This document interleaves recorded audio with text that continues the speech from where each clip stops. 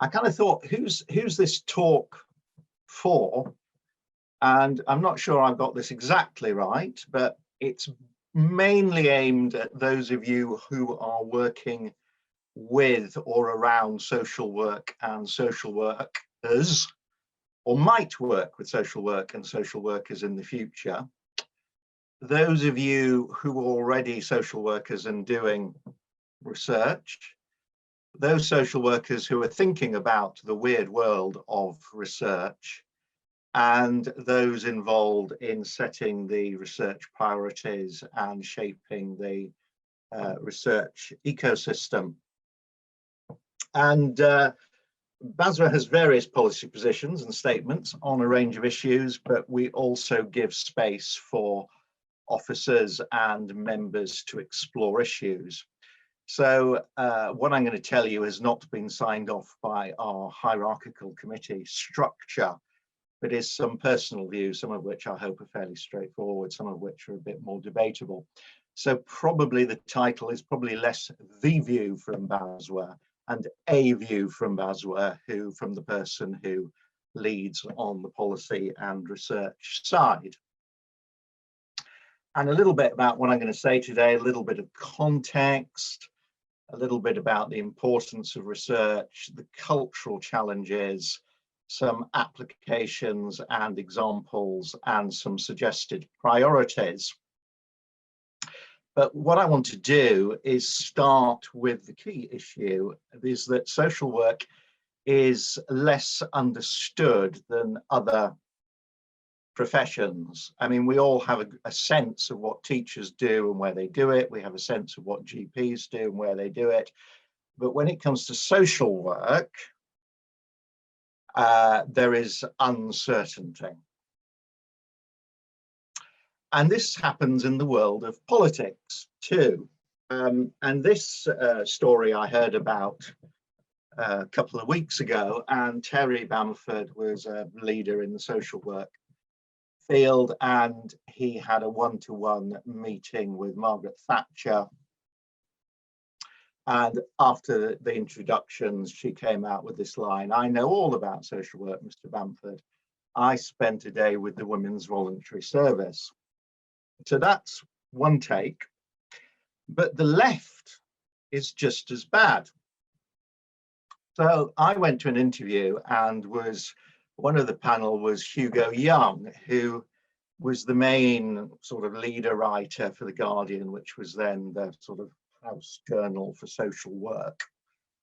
And he said to me, and it wasn't a trick question, he said, "What is it that social workers actually do, Mr. Geoghegan?" And as I was writing this, I had an email from a researcher. And after we kind of, we got to know each other a bit, she actually said in the email, she said, "I'd really like to know what social workers do." So this is a recurring theme at a whole number of levels. So what's helpful, if you don't know, is that social work is a small part of social care. But very importantly, social worker is a legally protected title. So if I knocked on my neighbour's door and said I'm a police officer, I would rightly get into trouble. If I said to somebody I'm a doctor, I would rightly get into trouble. So social worker is the same title. If I say I'm a social worker, I must be qualified and registered. It's a degree or postgraduate degree to qualify. And once you qualify, you need to be registered with the regulator. And there are just under 100,000 registered social workers in England. And like other professions, there's lots of people who are qualified, but not registered.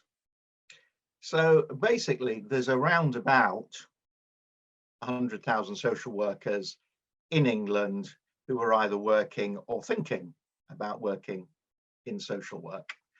And BASW is the professional association for social work and social workers. And we have acquired a whole range of legal functions over the years, right? And politicians still forget this. All right. So perhaps the most well known are children's safeguarding, looked after children, children in care, fostering and adoption. We've also taken on unaccompanied asylum seeking children. When the legislation was written, UASC didn't exist, but their needs fit the Act. So that's another responsibility we've taken on. A more recent phenomenon is destitute families who have no recourse to public funds. Again, this is a direct result of immigration policy over the last 10 or 15 years. And again, it wasn't envisaged that this was a function that we took on, but more and more it's becoming a dominant area of work. Social workers also have significant powers in the detention of individuals with severe mental health problems, or sectioning. Now, lots of professionals can become approved mental health professionals. The reality is about 98% of them are actually social workers. There's more. So as the population ages, the role of mental capacity legislation has become more and more important. Who is able to decide what sort of life they have? And best interest assessors, liberty protection safeguards, as they're going to become under the new legislation, are an increasing function. We also do advice, support, brokerage and funding for vulnerable elderly, disabled people and people with a learning disability under the CARE Act, and also adult safeguarding. Okay. Social work is quite a value-driven profession, and social workers will be quite relaxed about telling you about their values. And while ideals and values are vital, they are not enough. Our practice needs to reflect the knowledge and learning that constantly evolves. And this joke about dentistry was prompted by my old head of department, Brian Sheldon. And he was forever trying to find good sound bites to convey, you know, the importance of what he was trying to say. And one of his lines, and he used to have various variations of this, is, you know, how would you feel if your dentist hadn't kept up to speed with best practice? Believe me, social workers can inflict just as much pain. And given the statutory responsibilities we have, given the vulnerability of the people we work with, social work has got to get things right. Now, I don't want you to think that social work research is something that started in maybe the 1990s and is fairly new. Right from the beginnings of the profession, research was a central part of the practice that people undertook. So Jane Addams in the United States was a social worker, but she also did important work around the rights of women. She also did projects around measuring poverty and many other things as well. And you read this stuff 100 years later, and it's remarkably modern. There's a piece she did on gangs, which could have been written in London last year. W.E.B. Du Bois, and Americans always tell me off about this. It's not Du Bois, Du Bois, right? Wrote a lot about race, and again started as a social worker in Philadelphia. And then, of course, there was Clem Attlee. Yes, that Clem Attlee. Adams and Du Bois are widely known in the USA, not so well known in the UK. All right. And Attlee described himself as a social worker before he became MP, and then went on as Prime Minister to set up the welfare state. And so far, he's the only British Prime Minister to write a book on social work. And again, if you read it, it's actually quite a good contemporary read. So let's move on from that and say, what are the key ingredients? Well, I would say the importance of practitioner input. I had an email fairly recently from a couple of researchers, and they'd done a research bid, and the deadline was looming, and basically they wanted us to sign on the bottom line and say that we would be a partner. So they'd done all the work, right? And then, you know, you sign and we'll put in the application. Well, no. You know, if you're serious about this, you need the practitioner input from the word go.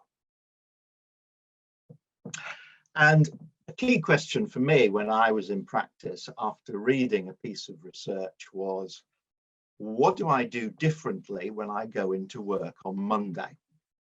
That was my test question whenever I read something.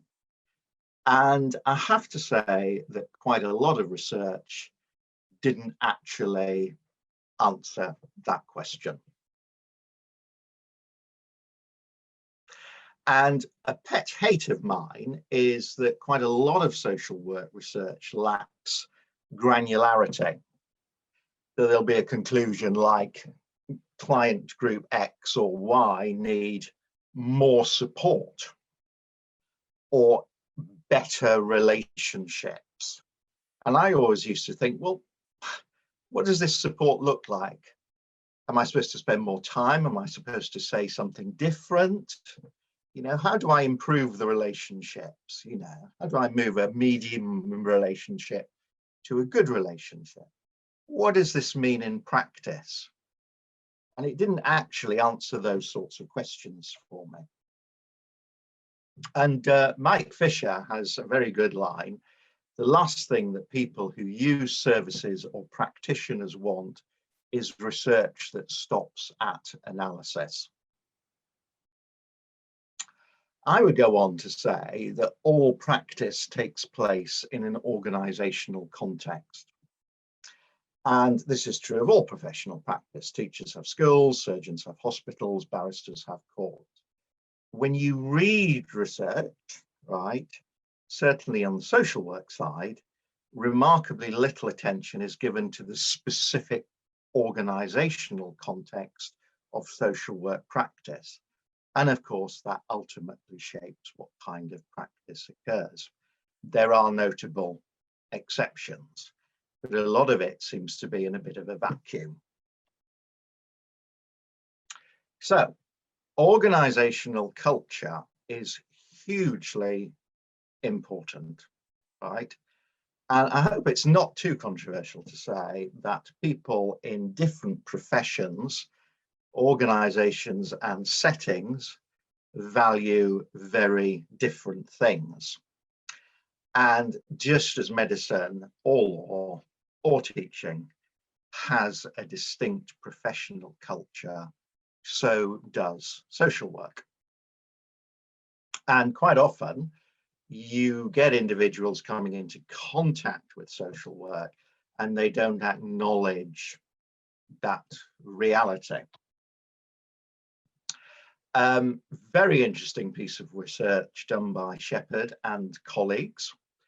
And what they argue is that people think differently, not better, worse, just different. And they identified different cognitive processes, which they labeled as head and heart. And they tracked heads thinking with hearts thinking. And they observed that and quantified that some social work students, through the process of education, became less heart and more head. What was really interesting was because they were using standardized tools, they were able to compare that to other professions, how their mix of head and heart thinking varied. And their conclusion was that at the end of the educative process, social work students still more heart than comparators in other professions. So avoid the risk of culture wars. And, you know, if you're not a social worker, don't assume that everything you say or do is taken as read by your social work colleagues or your participants in the research. And social workers, don't assume that your worldview is necessarily shared by colleagues in other professions.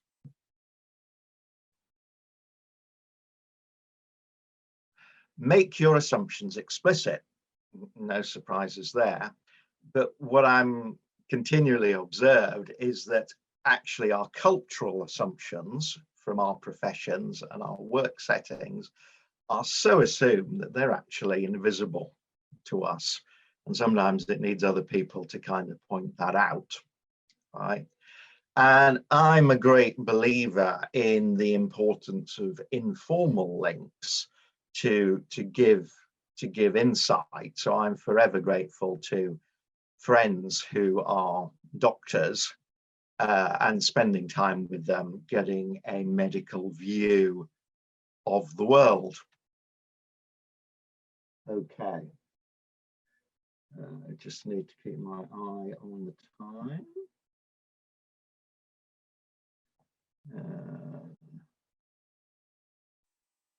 Yeah, we're doing okay. So the importance of service users, you know this. You know this. Big emphasis on the ethical imperative to get service users involved. But there's other reasons too. You know, there's a political imperative. Service users are citizens and voters. There's a methodological imperative. You know, there are limits of objectivity in social science. We do tend to import our own personal views and circumstances. And there's a very, you know, something which, you know, is very important is the practical imperative. You know, the marketing industry doesn't work on ethics, politics, and methodology. Well, not too much anyway. But it is realistic to know that if somebody's using a service, it's important to ask them how they find that as a basis for improving the service. And of course, impact, further weighting in Ref 21. You all know that impact is more than just dissemination. So giving an emphasis on impact, it's good for research careers, good for practitioners, and good for service users. And I suppose we started talking about impact with colleagues who work with us 2 or 3 years ago, and it's become more and more of a thing, which is great. Okay, so more debatable. What is considered good research evolves over quite short periods of time. And in social work, there is a growing role for quantitative research and less dominance of the small scale qualitative studies. There's a real challenge with large scale data sets in social work: what's stored, the quality of the data, how it connects, or more often not, to other data sets. So you pull that all together, right? What might be priorities, right? I would suggest that the research promotes identifying solutions rather than simply cataloguing problems, right? Mike Fisher's point, you know, what practitioners and service users want is not what stops at analysis. I've put it a little bit more bluntly. Has the potential to make a practical difference for the better for service users. Has existing buy-in from practitioners and service users rather than the promise of buy-in. It's always interesting reading proposals, and sometimes the proposals say we have, and sometimes they say we will. And I much prefer those that say, you know, we have involved practitioners, we have involved service users, rather than we will involve practitioners or we will involve service users. Locates issues within an organisational context, the backdrop of reality, and either uses large data sets or has the potential to be scaled up. So greater degree of assurance there. So I want to give you an example of a piece of research which has just been approved and funded by NIHR, and I call it Service User Social Work and Digital Technology. The full title is Improving Experiences Regarding the Use of Digital Technologies in Interactions Between Service Users and Social Workers in Adult Services, a Qualitative Service User Inquiry to Inform Best Practice. So funded by the NIHR School for Social Care Research. It's a partnership between King's Shaping Our Lives, and which is a user-led organisation, and ourselves, and grew out of a recognition that as a result of COVID, frequent digital interaction between social workers in adult services and service users, video calling, WhatsApp, etc. Right? So how is this experienced by service users, and how could it be made better? And a really exciting element, service users are going to be trained as researchers on this project, and it's had an engagement with practitioners from the start. And, you know, a key output which was in the bid was to produce a practice guide for the social workers. And, you know, Sophie got in touch with me before this was a twinkle in the eye. And it's been a delight and a pleasure to work with her from the word go on this, rather than the model of here's the bid, sign on the dotted line. How does it fit with the priorities identified earlier? Well, it's not simply cataloguing the problems. It's actually saying, how can we make things better in a practical way? It's engaged with practice and service user perspectives from the start. It puts service users in pole position. It's relevant. It's timely. It's solution focused. There's an organisational context acknowledged. That one of the interview questions for the social workers is, you know, does your tech actually work? You know, it's practical. Key output is a practice guide, and it's potentially scalable to a much larger survey. Okay, so finish 5 minutes early, that's okay, and the references for Ackley, Fisher and Shepherd are there for those of you who are interested.